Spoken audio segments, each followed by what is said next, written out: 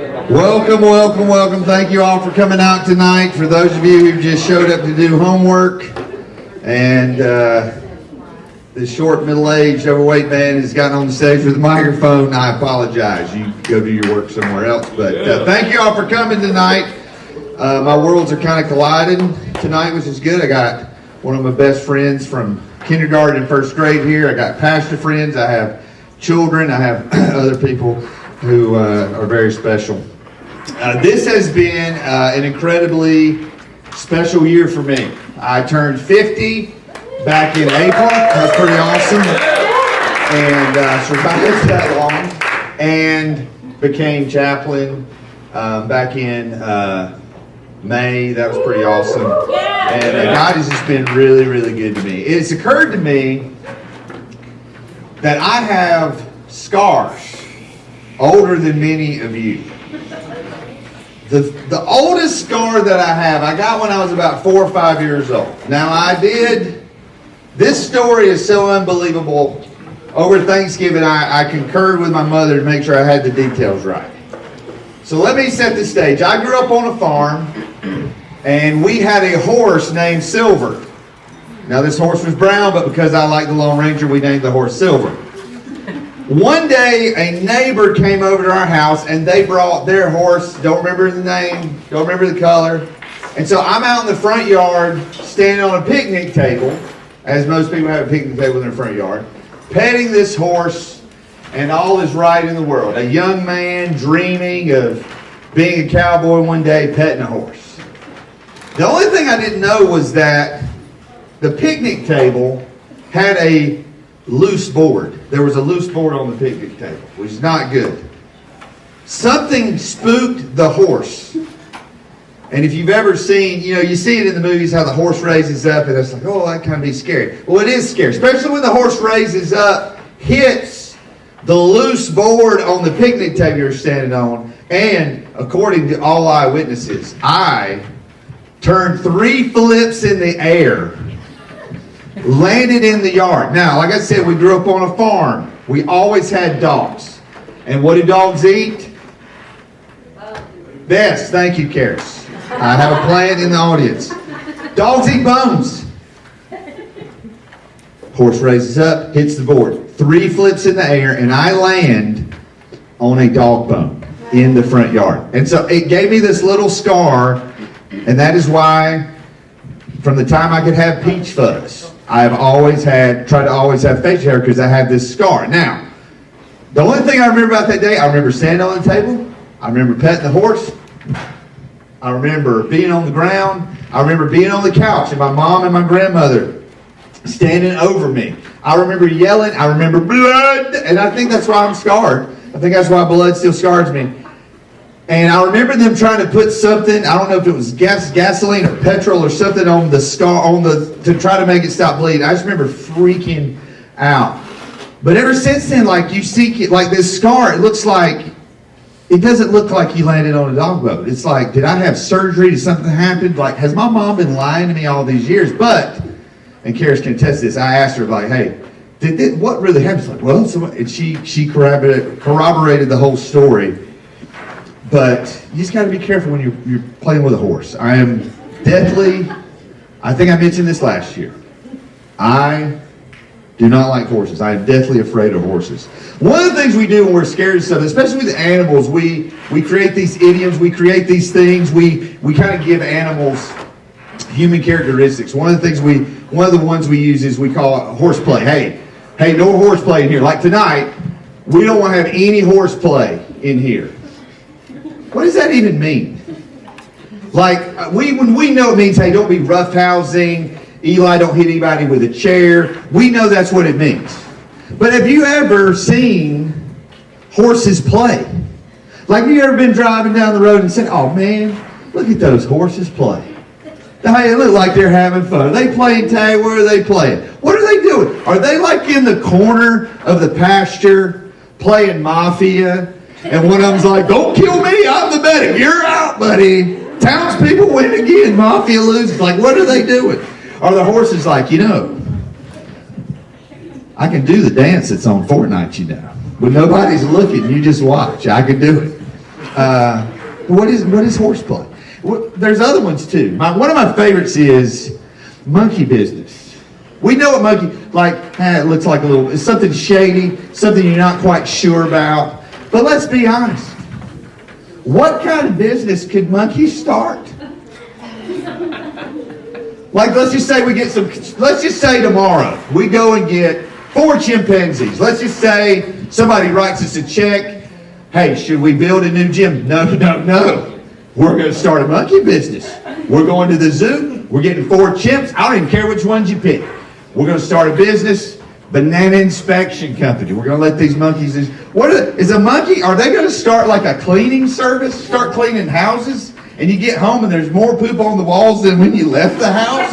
Well, what is going on with monkeys can't start a business. You know this, right? Who's going to do their taxes? They can't do their taxes.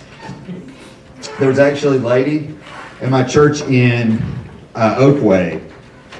If you've ever seen on TV the spider monkeys that ride the dogs, she actually had spider monkeys. I said, hey, can I see the spider monkey? That'd be cool. Can I play? No, this one's me. You can't even go in the same room. He will spit at you. I'm like, really? It's that bad? But she made the outfit. So when I think we see stuff like that. Because when you see a spider monkey riding a dog in the outfield of an Atlanta Braves game, that is something that sticks with you. And to know that, hey, my neighbor in Oakway makes the little outfit. I don't know how they do that, but anyway. Bird brain is another one. Such a bird brain. I think that one started because birds have small brains, allegedly. Have you ever seen a bird's nest?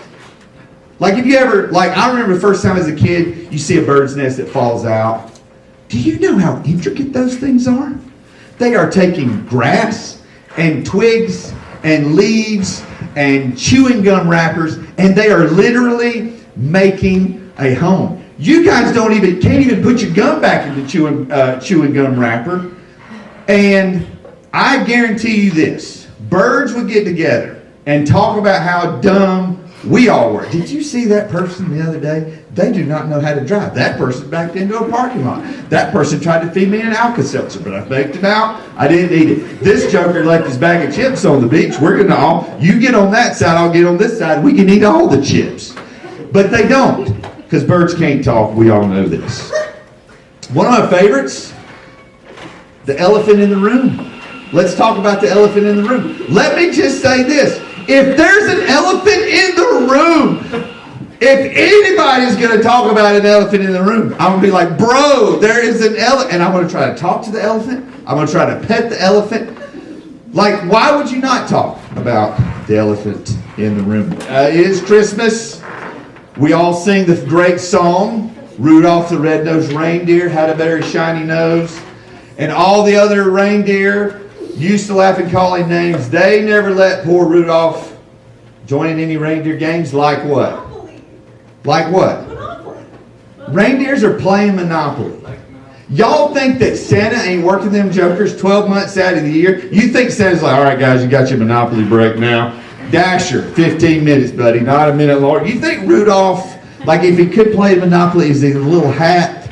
Is he the dog? Is he the car? I don't know. I just don't see reindeers. I just don't see them. I don't see them playing Monopoly. You ever hear the phrase, something smells fishy or something smells funny? Nothing smells funny. Have you ever smelled something and been like, oh, that you got to smell? No one smells something and laughs. There's only a few reactions. There's only 3 options when you smell something. It doesn't matter what it is. You either smell it, you're like, oh man, you have got to smell this. You're at Walmart or Dollar General or the flea market. You get a candle. Oh man, you got to smell this. This smells great. Or, hey, smell this candle. It's vanilla and pine. Yeah, okay. It's mid. There's no reaction. Or, dude, don't go in there. You don't want to smell this. And it's like, okay, those are the only 3 reactions. It's like, yes, that is it. Those are the only 3 reactions when you smell something. Nothing smells funny. And most of the time, nothing smells fishy. If something smells fishy, it's probably because you're cooking fish. The older you get, it's harder to bounce back from vomiting. It is really, all the older people laughed at that because they know it's true. You guys, you call in because you're like, I just need to take a mental health day. Just need to take a day for me. Just gonna be me and the Lord. Just gonna take some time. Just gonna go to Freedom's Hill. Just gonna go to the Potter's Place. Just need some time. Bro, I had to take Tuesday off because I threw my back out gagging the other day. Almost had to take a second day out, but that's life. That's life. So I am 50. I'm getting older. I thought by the time I was 50, I would have a favorite umbrella. This is my umbrella. There is nothing to favorite about this umbrella. There is a 97.2 chance that I stole this umbrella. I don't remember buying this umbrella. I don't remember stealing this umbrella. I just remember it showing up in my car, and then every time I've tried to use it, it lets me down. So it's definitely a Mulligan umbrella for sure. But when you watch the movies, all the old men, they're always carrying an umbrella. Just in case it's raining, they're ready to prepare. Nobody carries an umbrella. You know why? Because nobody has a favorite umbrella. You know why no one has a favorite umbrella? Because nobody has a good umbrella. Have you ever heard somebody say, whoa, kids. Make sure you get the good umbrella. It's like you're pulling out the good china, the stuff for a special occasion. Hey, whoa. Get the good umbrella. There is no such thing as a good umbrella. Because every time you get an umbrella, new or used, when you hit this button, there's a 50-50 chance it's going to get hit by a gust of wind. One of these things is going to come off. It's going to poke your eye out, and you're going to live with a patch over your eye the rest of your life. That's what you're living for with an umbrella. The umbrellas at Walmart, I don't know if you've known this, they're actually on the outside of the scanners. They want you to take the umbrella.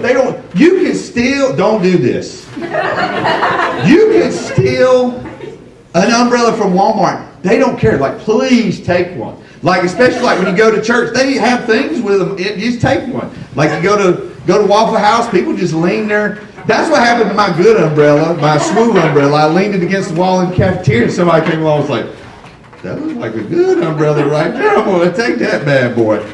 Umbrellas are a lot like X's. They look great from far away. They look great.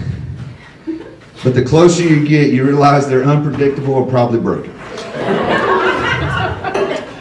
Men and women, very different.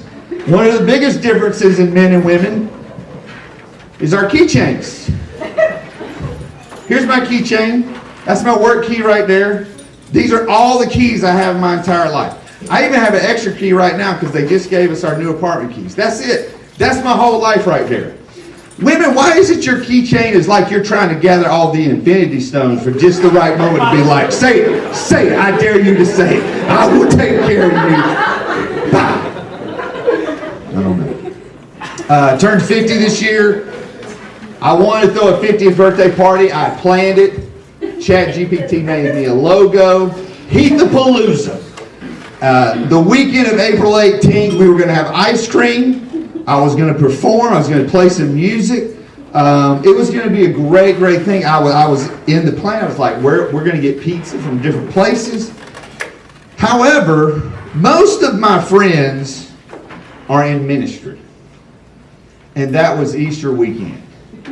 And the closer we got, we got the Good Friday, we got the Good Saturday. I just don't know if we're going to be able to come. Here's the thing, man. Even I can't compete with Jesus. And the kids were like, we were getting closer. They're like, Dad, man, we just want to go to the beach. Grandma and Grandpa live at the beach. Can we just go to the beach? So I was like, you know what? I don't know, man. I don't know who's going to show up to this party.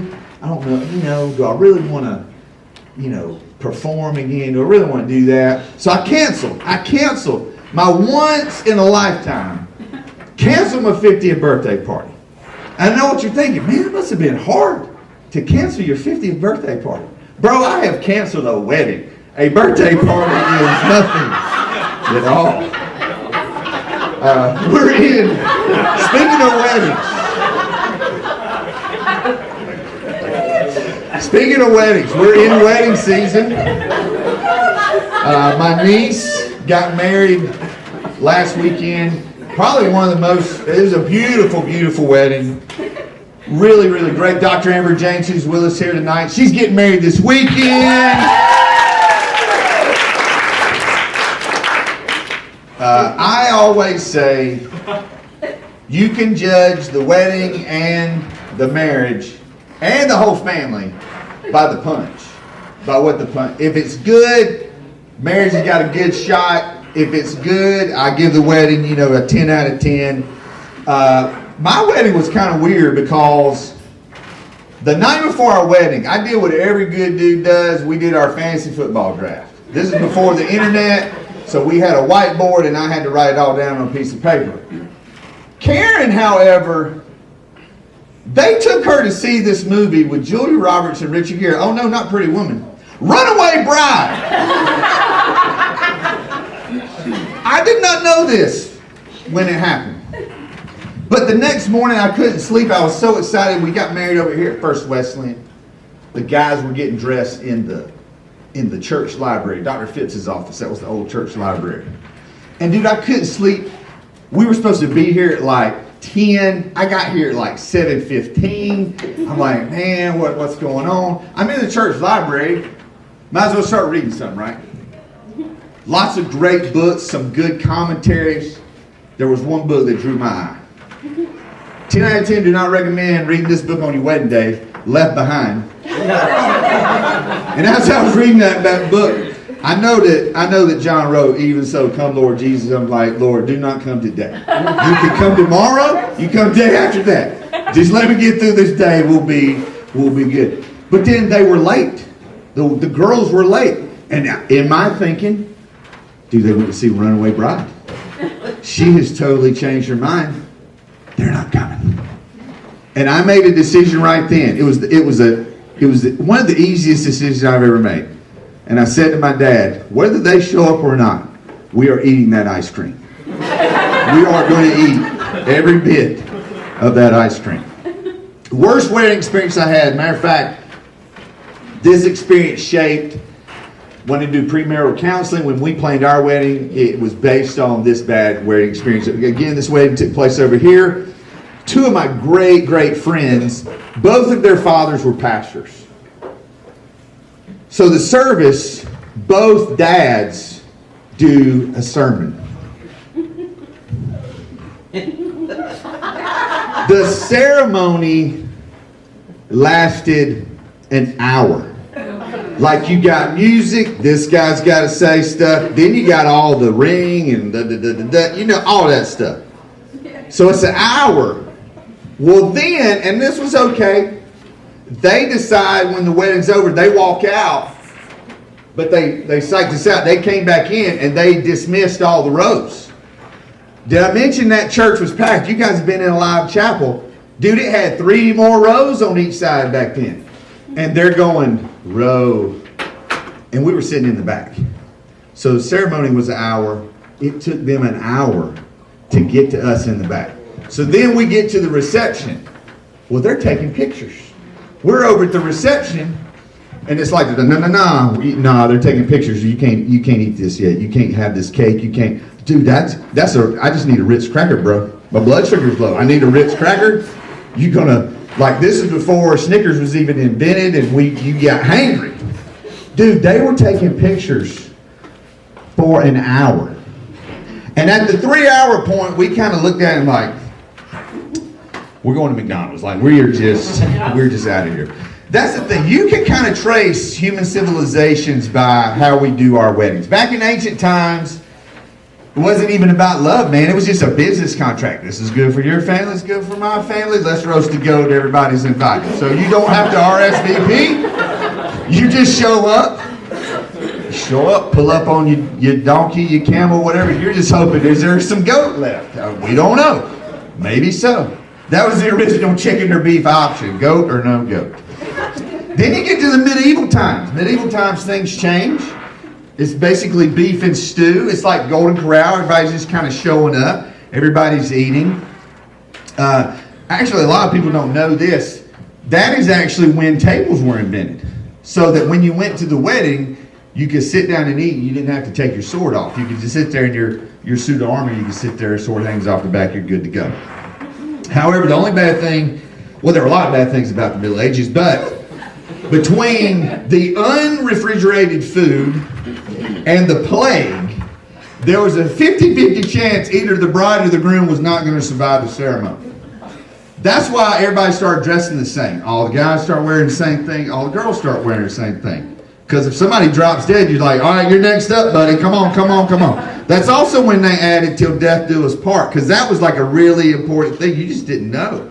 It's like, dude, your eyes are yellow. You feeling all right? Okay, I guess I'm getting married today.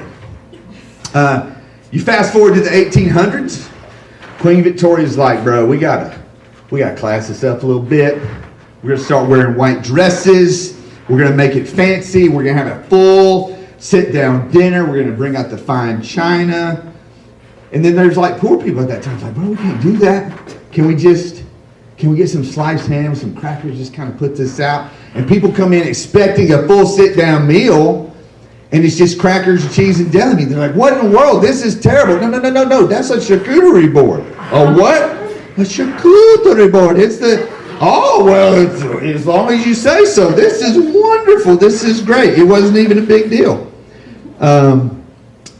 So they just started doing refreshments. Then you get to the 1900s, churches start building fellowship halls, and it becomes a team effort. It becomes a team effort where everybody's fixing food. If you're lucky, on your wedding day, that one lady in the church, she's going to bring that green Jell-O with the marshmallows in it, and she's going to put that in the line next to the little sandwiches. And why do they always cut the edge off the bread on the sandwiches? Man, that's like, I paid for that. We're going to feed it to the people. But it's just very simple. We're going to have cake. We're going to have punch.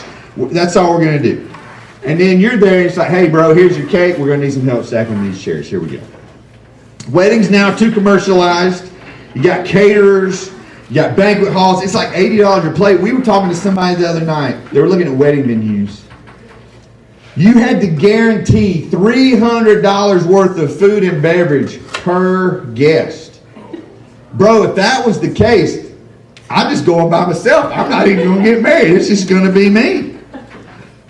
But most people can't afford that, so we come full circle. It's just finger foods, a sheet cake from Costco. People paying $2,000 for a fancy charcuterie board. It's pretty crazy. Some people are eloping. I know we may have some young couples here tonight. Eloping started out, hey, your dad hates me. Let's get out of town. Let's find a preacher. Let's find a judge. I don't want to die. Then it became, let's go to Vegas. We got Elvis. We got a couple of witnesses. We can make it happen. What happens in Vegas stays in Vegas.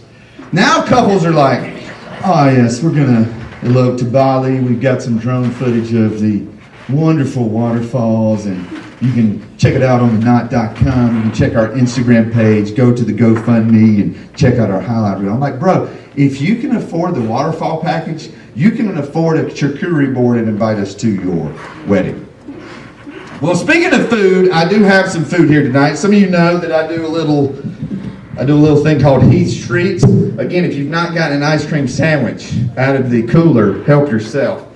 So I'm pretty excited about this. There's a couple of things. We've got, I'll save the other one for last. So I need a fork, and then I need a little knife. Here we go.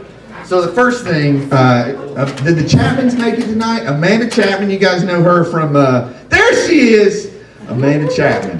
She knew we were doing this tonight, and she made, what are these? What are those? This is, bro, I'm going to hold it up for you. I'm going to get a corner piece. You know this is getting a good review, right? This is not even going to. What is it? I didn't watch that knife. That knife hadn't probably been used since February. This is a brownie, and yeah, oh my goodness, that is nice. And so hey, Amanda, what kind of icing is this on here? It's made with butter, chocolate, powdered sugar, and a little bit of milk. Most of that's pretty natural. All right, here we go. One bite. Everybody knows the rules.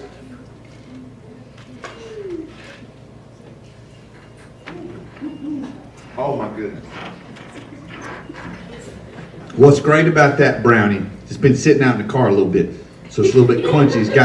It's got some texture to it, and then that icing, dude. The contrast. That's what made it. Oh, so good, delicious. My blood sugar just went up 10,000 points. Now, I would be a terrible person if I didn't share this. So if somebody wants to come up and there are definitely not enough plates, but if somebody wants to come up and take this, y'all can have some of that. I will share. Now, the second thing I've got, we're going not so healthy, kind of healthy, definitely not healthy, and then healthy. So the little bit healthy thing over here. Maybe this is, oh, this is so good. Okay, this is a Yasso melted Greek yogurt bar, coffee chocolate chip. It is totally melted, so I'm going to have to eat this with a fork. This is kind of disappointing, but that's okay. This is, oh, that's kind of gross looking. Oh, it's still on the little stick. Still on the little stick. Now this is 100. It's 100 calories. I think it said 5 grams of protein. Did I mention it's coffee chocolate chip, which is like if there were a 67th book of the Bible, it would mention this. Here we go. One bite. Everybody knows the rules. Here we go.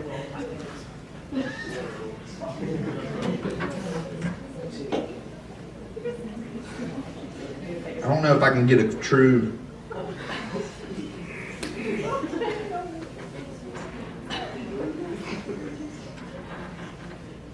It's like they made the coffee and they're like, we're not going to put anything in this coffee. We're just going to mix it with the chocolate. I would not eat that again. Now, Amanda's brownies, I would definitely. Now, this is like, just heard about this morning. We have the Coffee Mate Harry Potter Butterbeer Creamer.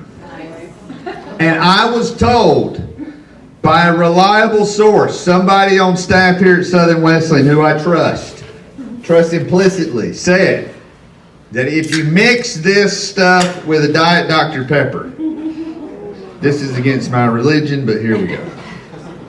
We're just gonna, we might as well pour the whole thing. Okay, that's good. The only thing about Dr. Pepper is like too, what's the word? Fizzy. There we go. Too fizzy. All right, now, I don't know what the ratio, thank you.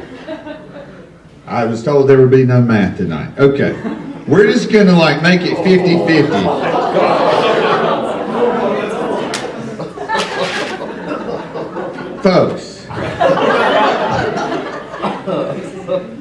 I am an expert. Do you not have faith in me? I did put a lot of creamer in. Maybe I should put some more. No, we got to hurry this along. Okay, here we go. I was told this tasted like the OG butterbeer from Universal Studios. One sip, everybody knows the rules.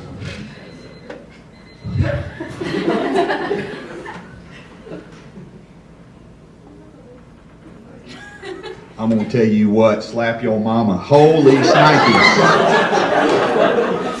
I don't know what the ratio was, but it was right.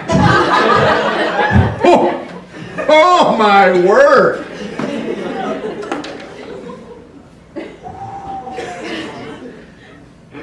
That's the best thing I drank all year right there. Dude, that's really good. And it had diet soda. So, you know what that means. Now I know I have people that care about me. And if you've noticed, I haven't been making a lot of Heath treats because I am trying to be a little more health conscious. Okay. Now this last thing is a grapefruit. When I was in the 3rd grade, I went to my very first camp.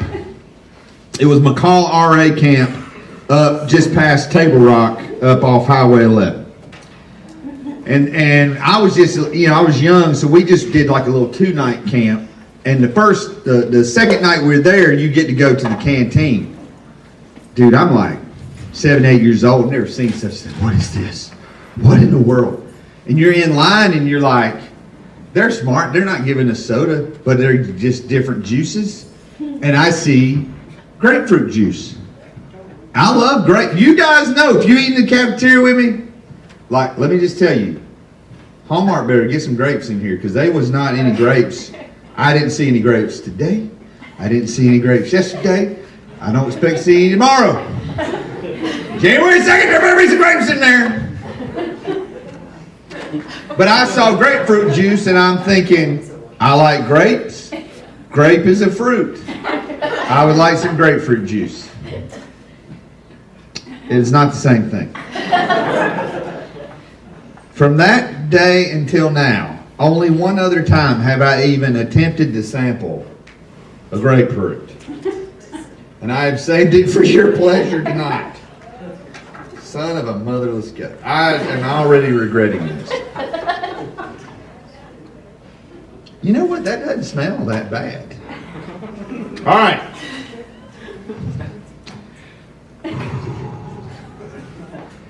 You just got to remind yourself, if you gag, you're going to have 3 days off of work. All right, one bite. How do you even do this? How do you even... I just heard somebody say, like, you're supposed to put a topping on it. All right, what are we doing? Butterbeer. We're not mixing the butterbeer. You got to be kidding me. Okay, okay, here we go. One bite, everybody knows the rules. That's about as big a piece as I can.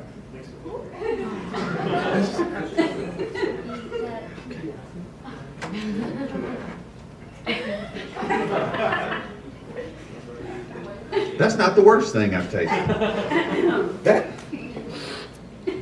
It kind of tastes a little orangey. Now that bite was terrible. Does anybody in here like grapefruit? Okay, check their papers. I don't know about this. Anyway, now I'm all messy. I didn't hate it. But the best thing was this. And there's 11 more Dr. Pepper, so if you're good, you might get some of this. Oh, yeah. Okay.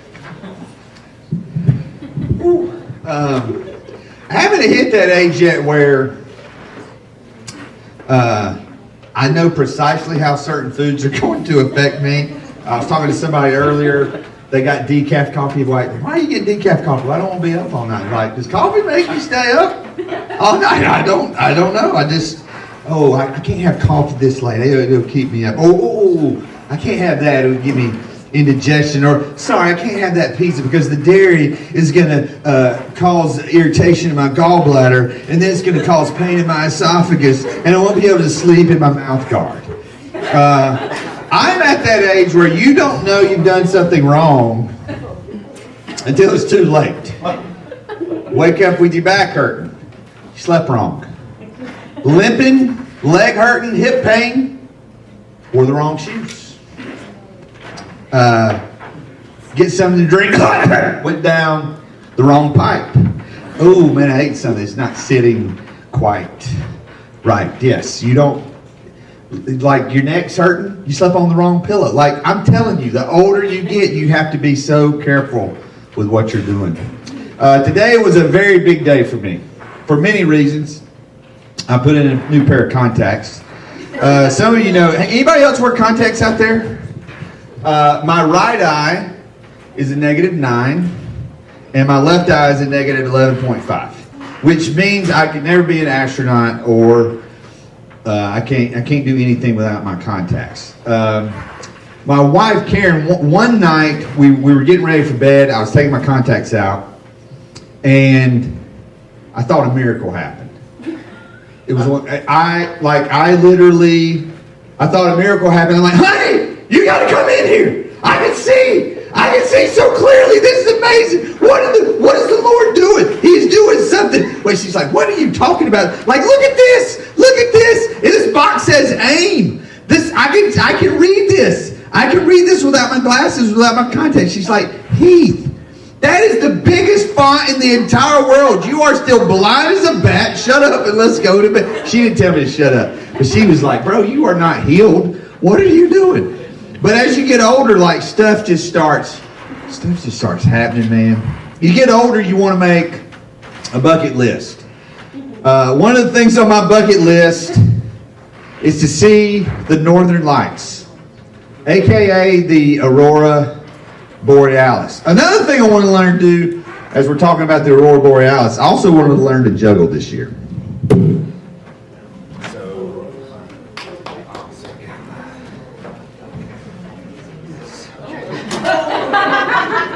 And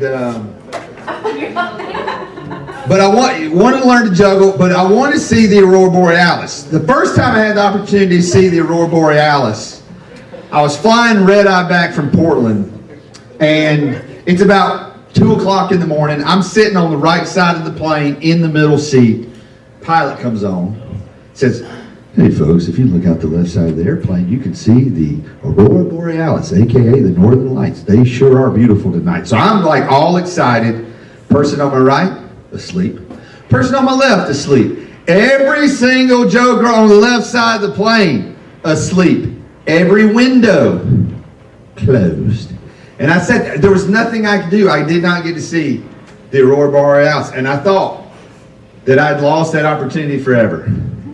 Until last year, the Aurora Borealis came to Central. It came here. And I knew it was coming. And the night that it came, I went outside and I looked. And I saw nothing. I didn't even see the light beaming on top of the water treatment plant. I saw nothing. And so I went to bed. I was like, maybe we just missed it. I get on Facebook the next day. Apparently everybody on campus, thank you all, I'm still mad at y'all, went up to the track.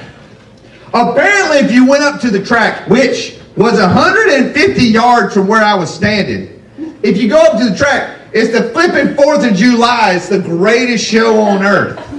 And because I was too lazy to walk 150 yards, I missed the Aurora Borealis. But then, came back this year and we made plans and we talked to a wise elderly person who said, you know, down near Edwards Middle School, there's a pull-up you can go. Yeah, it's like a lookout. You can see everything. It's like, okay, that's where we're going to go. That's a really dark place. That's what we're going to go and we're going to see. It's going to be awesome. So we go there. We pull up. I'm so excited. There's already 3 cars there. They're probably making out. I don't know. We get there. You can't see anything. It's all trees. I'm like, what are we going to do? What are we going to do? I said, you know what? We're going to drive out to 6 Mile Elementary. 6 Mile is in the middle of nowhere. And we take off. And I'm like, I know we're heading in the wrong direction, but once we get there, we can park in that parking lot. Dude, 6 Miles kind of down in the valley. It's going to be beautiful. We're going to see all the sights. 6 Mile Elementary is the most well-lit school in the entire country. They said, Massachusetts said, you know what, we got an excess of lights. Where can we have way too many lights? 6 Mile Elementary will take them. It is... You can land an airplane there at night. There's so many lights. And we pull in. I was like, you have got to be kidding me. So we literally drove around for an hour chasing the Northern Lights. And then I did what every good pastor does. I just quit. I just gave up. I said, I'm done. I'm done. And then I got home that night. And I was thinking about everything that had happened. And I really was like very tempted to like go on the roof of Sue B. And then I noticed something on my watch. I noticed that I had a compass on my watch. See, one of the key phrases in Northern Lights is the root word north. Now, a lot of people don't know this. That does not mean that you can merely see them in the north. No. It means that you have to be looking north to see them. Which way is north? Everybody look. Which way is north? It's like this way, right? Which way was I looking every time I was looking for the northern lights? I'm looking that way. Here I am last year. Out in my little bitty lawn chair, got my little drink, and that, going to see this show. I was looking south. The moral of the story, kids, is that sometimes you got to trade your bucket list for something else. You got to trade your bucket list for a mason jar list. You just got to lower your expectations. So my bucket list was, I wanted to see the Northern Lights. Mason jar list, I just want to see the hot and ready sign at Krispy Kreme. Bucket list, I want to jump out of an airplane. Mason jar list, I just want to jump out of bed in the morning. I'll be fine with that. Bucket list, I would like to go on an Alaskan cruise. That'd be nice, right? Mason jar list, we're going to go out on a pontoon on Lake Hartwell in February. Man, it'd be just as good. Bucket list, this is hard to do. Would love to attend the Masters. Not going to happen. Mason jar list, I just want to be a pro at Wii golf. That's all I want to do. I want to play good enough to get there. Bucket list, African safari. Anybody ever been on African safari? Dude, that would be awesome. Mason jar list, we're going to catch all the wildcats around SWU and herd them up and start a circus.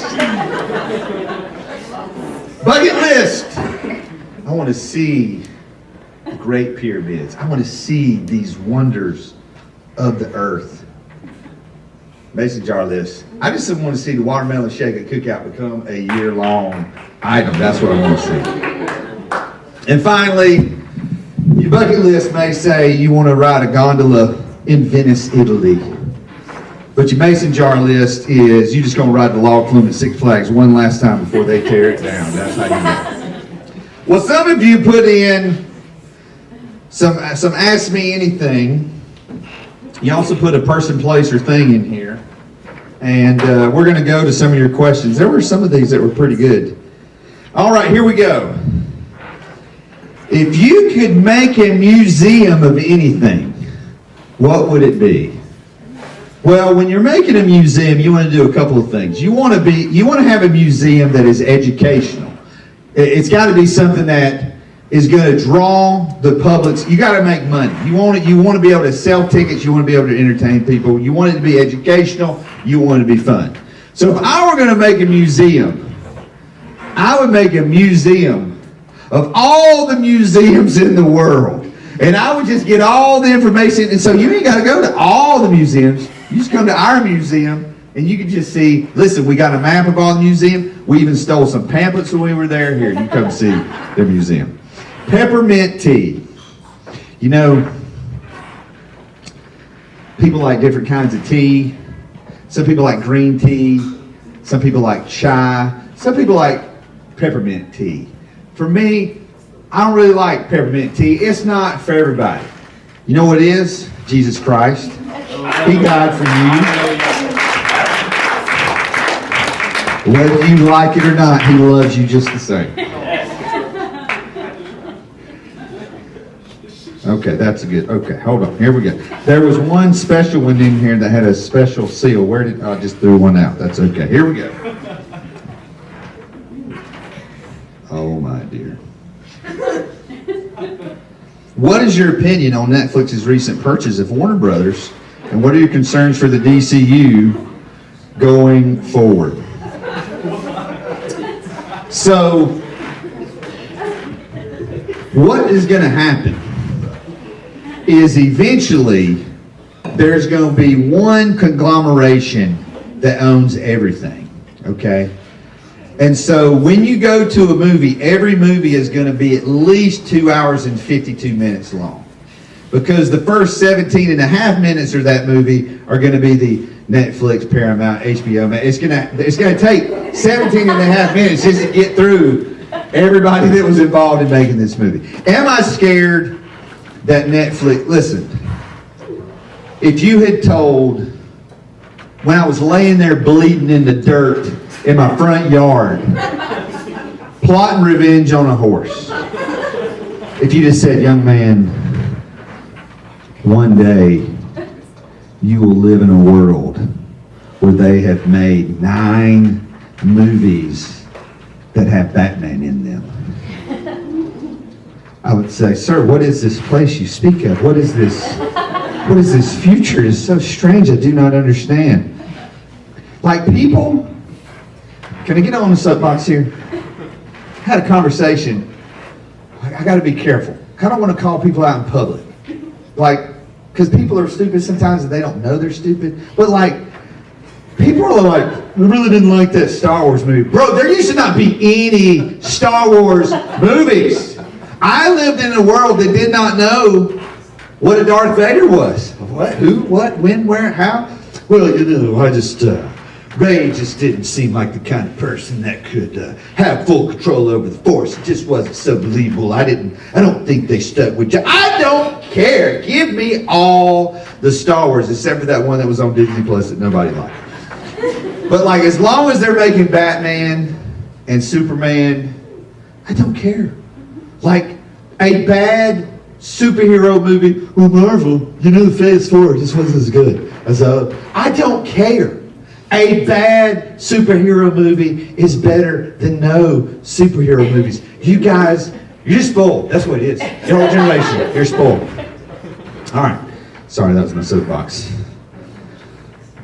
Oh, here's a good one. This is a good scientific question. I wanted to cover all factors of society. Are zebras white with black stripes or black with white stripes? Well, see, when God made the zebra, when he designed this animal, he took a little extra time because he knew that in creating the zebra, it would create a conundrum for mankind. And he knew that in 2025, in a small coffee shop in a small college town, that there would be people asking that question. Is this animal white with black stripes or black with white stripes? And the Lord would say, aha, I got you. So the answer is yes, that's exactly right. Zebras are cool animals. It's wonderful. Sermon illustration, Home Alone. Home Alone is a great Christmas movie.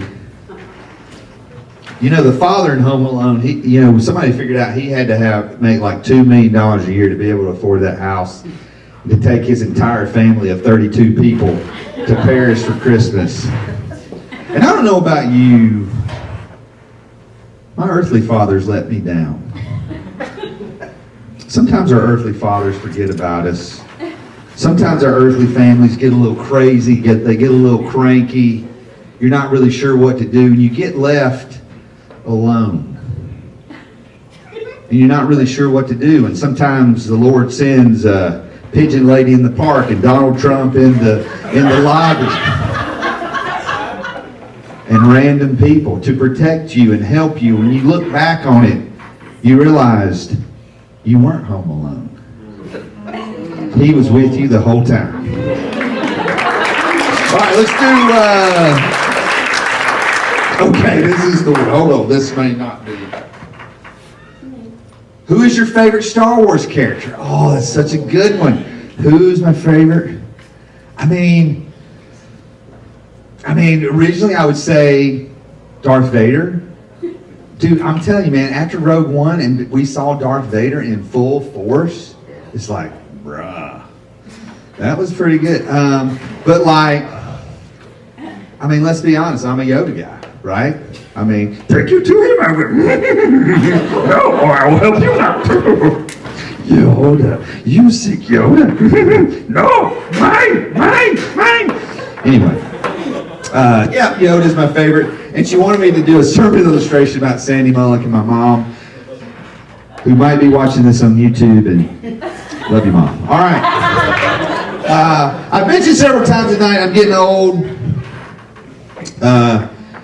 As you get older, man, your body starts going through a lot of changes. Some are advertised and some are not. They say that your body is a temple. And my body is a temple. Right now it's a Buddhist temple, but I'm working on it. This year, my goal is to go to the gym 100 times. I'm at about 82, 83. That's pretty good. I've lost about 15 pounds this year. I feel pretty good about that. Really close. When I'm in Clemson, when we're home, I go to Planet Fitness in Clemson, which is I don't know if you know this. Clemson is a college town. A lot of college students just wanting to clue you in. Where my parents live in Garden City, not a college community. So when I go to the gym there, I am getting a whole different clientele of people. There is a huge difference between a college gym and a gym in the middle of a retirement community. I was in the gym one day, and this lady comes in. God bless her. She can barely walk. Like, she literally is walking like this. This is her walk. And for a minute, like, I'm a gym snob, dude, and I'm like, bro, she got her butt in the gym. What are you doing? Like, bro, she's here. She's about to jump on that treadmill. And you better make sure you're watching and you help her if she needs any help. But I have become a gym snob because I watch people. It's not, you come in, you get a tour. They will take you. If you ask someone how to use the machine, they will tell you how to use the machine. I saw some bros come in the other day. There's a leg extension machine where you push your legs out. And there's a leg curl machine where you pull your legs in. He got on the leg curl machine, put his feet on top of the curl, started pulling his legs up. Realized, I'm not lifting anything. It's like, bro, all you had to do was ask. Now, what made it worse? He was in the 30-minute room. How many of you know what the 30-minute room is? In the 30-minute room, there are signs everywhere. The 30-minute room is for people doing the 30-minute thing. There are literally, they have idiot-proofed it. There are 20 stations. You lift weights for a minute. You get a 30-second break. You do cardio for a minute. Now, I'm not going to judge somebody who just goes in and does the weights, who thinks they're too good for the cardio. Lord, I would never dog on somebody for that. But they're literally, this is station 1. This is station 2. This is station 3. There's a little light. Green means go. Red means stop. Like, it's 2025. This is easy. And you get in there and you do station 1 and 2 and 3 and 4 and 5 and 6, and then some joker just comes in on station 7. He didn't do the rest of it. Can he not read the sign? This room is for people doing the 30-minute room. And then he does one set. He's not even paying attention to the green light and the red light. He's just doing a set. Hey, okay, whatever. And then he gets on his phone. Bro, ain't nobody looking at your TikTok. Nobody cares. Like, you have no friends. Nobody loves you. Especially me. Because you went out of order, buddy. And I judge you lest I be judged. I judge you harshly. Because when it comes to the 30-minute room, I do not have a plank in my eye. I'm just kidding. I would never do that. But you get any gym people in here? The people taking the 10-minute breaks between sets. I mean, I'd be willing to see a constitutional amendment about that. I think that's right. The gym has changed a lot.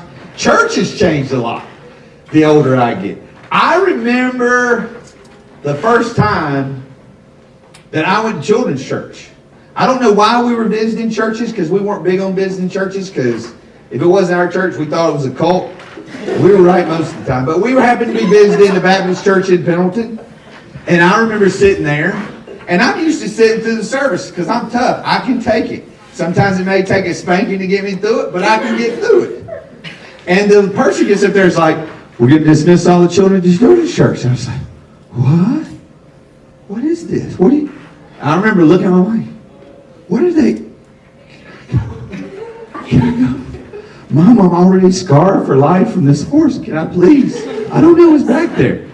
And I remember walking, and I was like, what is this? And this is before you had to get a number. This is when we did not care if somebody came and kidnapped you in the middle of church.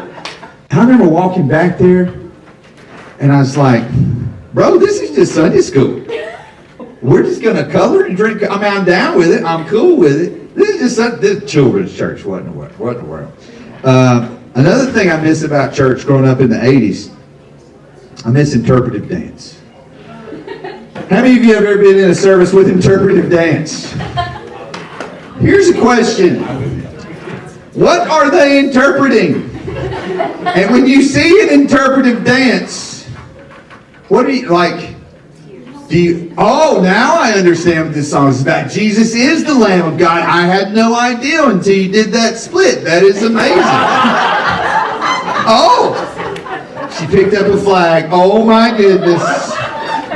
It's either a 15-yard penalty or the Holy Spirit is moving.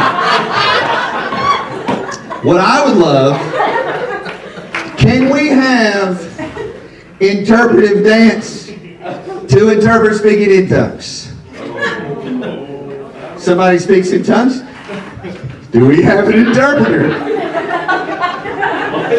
Why, yes, we do have an interpreter.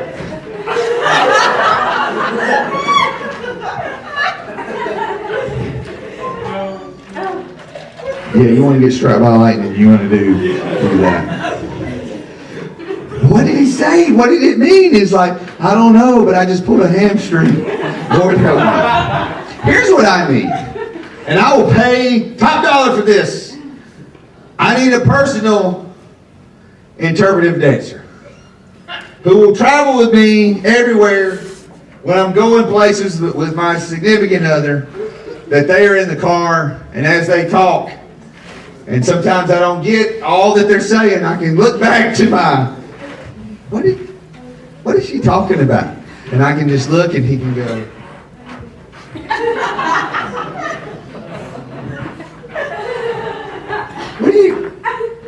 she's not going to throw me out of the car. What are you talking about?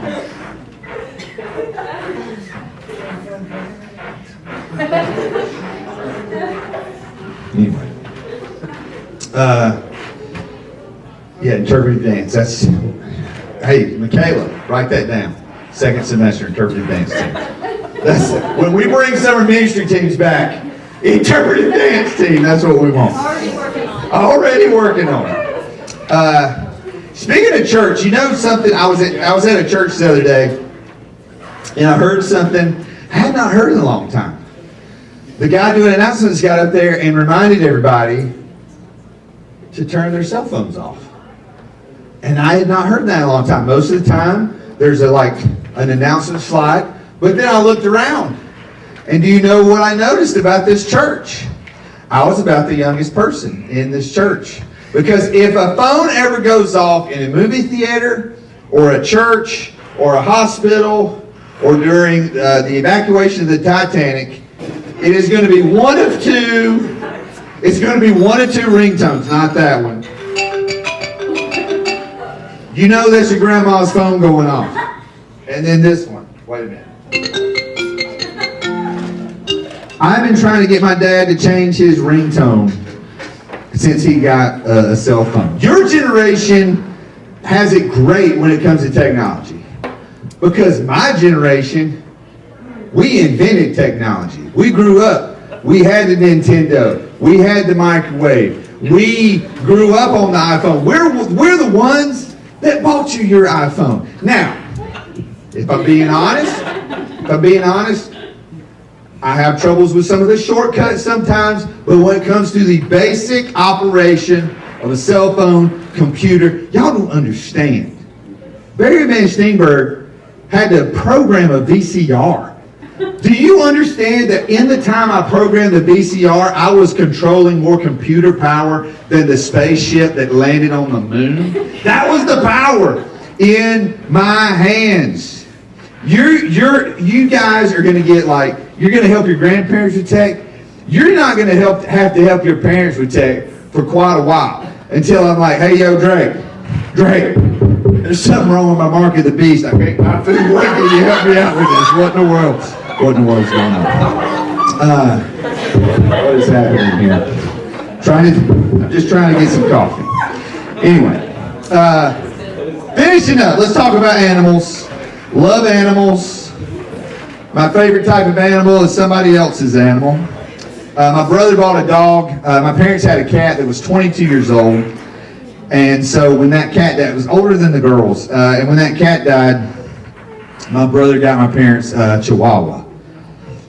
I don't know why he did that. He got the Chihuahua for my mom, but now my dad takes the dog everywhere, and my mom is just mad at the dog and my dad all the time. I never thought I would live to see. We grew up on a farm. We always had dogs. They always stayed outside. I never thought I would live to see the day my father walking a Chihuahua with a Walmart bag over his hand so that he would scoop down and pick up the dog's poop. I just didn't know that would happen. He bought this dog to be kind of like an emotional support animal for my mom. And my dad takes it to the grocery store and they're like, well, is this an emotional support animal? He's like, yeah, what are you going to do? Take it from me? Here's the thing. A dog is not an emotional support animal. Think about this. And I'm not dogging on anybody that's got an emotional support animal. Think about this. The dog needs you. The dog can't do anything without you. You got to take it out. It can't even use the bathroom without you. You got to pick up its poop. You got to take it outside. You got to feed it.